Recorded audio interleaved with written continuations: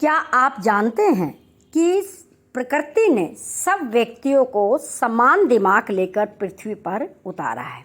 उसके बावजूद क्या होता है कि कुछ बच्चे ये सोच लेते हैं कि ये मैं नहीं कर सकता और कुछ बच्चे सोचते हैं कि ये मैं कर सकता हूँ। इससे क्या होता है कि हम जैसी संगत में रहते हैं, जैसी सोच वाले लोगों के साथ रहते हैं, हम वैसे ही बन जाते हैं। ये मैं एक कहानी के माध्यम से समझाने की कोशिश करती हूँ। देखिए, एक बार एक शेरनी ने एक बच्चे को जन्म दिया और उसके बाद शेरनी की मृत्यु हो जाती है।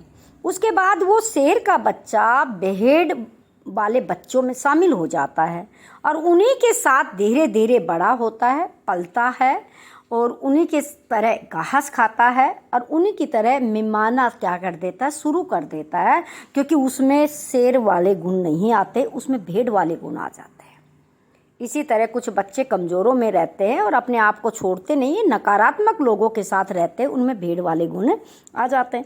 एक बार रास्ते से एक शेर जा रहा था तो उसने देखा कि ये शेर भेड़ के साथ क्या कर रहा है, ये घास खा रहा है, ये उन्हीं की तरह बोल रहा है, ये सब कुछ कर रहा है। शेर को बड़ा अचंभा हुआ है।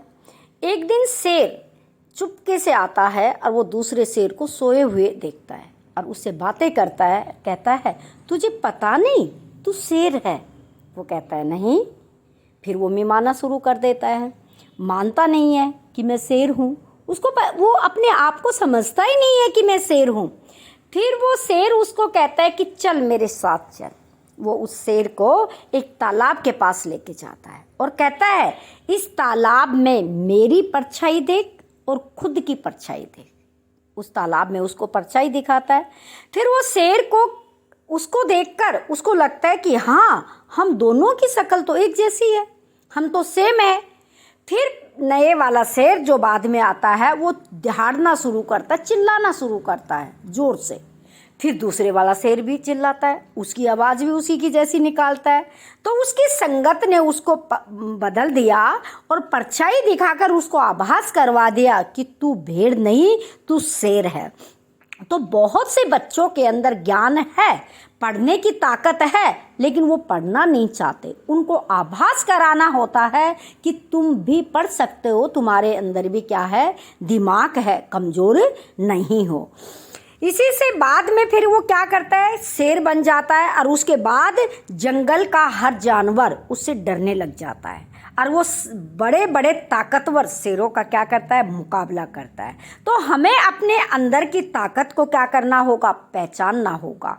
हर इंसान में, हर एक बच्चे में ताकत होती है जो परमात्मा ने दी है। बस इतना फर्क है कि हम जैसी संगति में रहते हैं।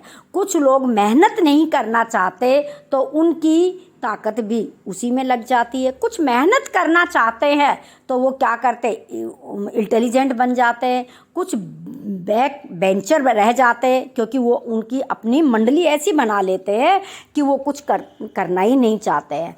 तो देखिए, आप अपने अंदर की ताकत को जगाइएगा और मेहनत करिएगा। उसके बाद फिर आप देखेंगे तो आपके अंदर बड़ा अच्छा क्या होगा, परिवर्तन आएगा। आप एक जिस तरह शेर में परिवर्तन आया है, इसी तरह आप में भी क्या होगा, परिवर्तन होगा। अब देखिए, जब कमरे में अंधेरा होता है तो हम क्या करते हैं, हाय रे अंधेरा नहीं पुकारते, हम दिया जलाते हैं। इसी तरह जब हमारे दिमाग में अंधेरा होता है, हम समझ गए कि हमें करना क्या है, करते क्या है, तो हमें अपने दिमाग की बत्ती जगानी है।